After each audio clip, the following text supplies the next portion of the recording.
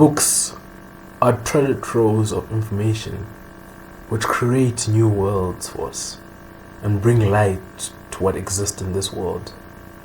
They may be just words on paper, but these words create fantastic characters who bring us along their story and make us feel part of their journey. My name is Litsitso Tlali, and I hope you'll follow me on this path. The Hate You Give by Angie Thomas is a story of a young, strong black woman who fights the injustice of the injustice system, which claimed the life of her best friend Khalil. She is a strong young black woman who has had to go through the challenges of watching her best friends die right before her eyes, to almost losing her life herself. And throughout all these challenges has had to live a double life, from the calm, collected version of herself, Williamson Star, to the more outspoken, more extroverted variant of herself, being the Garden Heights Star. I relate to Star on a more deeper, personal level, as I too experience the challenges of a double life, as I seamlessly have to change from my Kimberley accent to my Kimberley ways, from my Listo accent to my Listo ways. And this seamless transition doesn't always feel natural. It feels forced in a way. And through all that, if you add the pain of losing someone close to you at an unexpected time, it's something that really shakes you to your core. And that is something I related closely to when it came to the character of Star. But she herself is now on a journey to find herself, finding her voice. Through the loss and experience that she has lived through, she will find the true self, her core, which is something I relate to Star as well, as I am currently looking for my true self, the core that makes me. The Alchemist by Paulo Coelho is a story of a young boy named Santiago who journeys to find a treasure, but on his journey makes lifetime connections and finds a love he never expected to find. He journeys to find treasure, and on his journey he finds love, lifetime connections. Such is what all people want: finding treasure, finding love, and having connections which will last forever. Which is why I related closely to Santiago, as is my current life.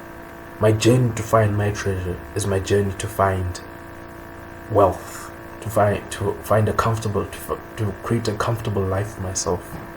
Also to find someone to share that with, someone who would love me in my darkest times and in my brightest days, and creating lifetime connections which won't be sullied by the presence of money, of material possessions, but simply created based on what do we understand, the connection that we have between us. That is how I related close to Santiago. And the fact that his treasure led him back home, the treasure which he chased, he left home, chased through the desert, led him all the way back home, related to me, as it showed that wherever you may go, you have to always go back where you started. You always go back home. And that the journey itself is the true treasure, as the journey will lead you to create many connections and gain valuable experience which cannot be traded in for no amount of gold. The characters Santiago and Star.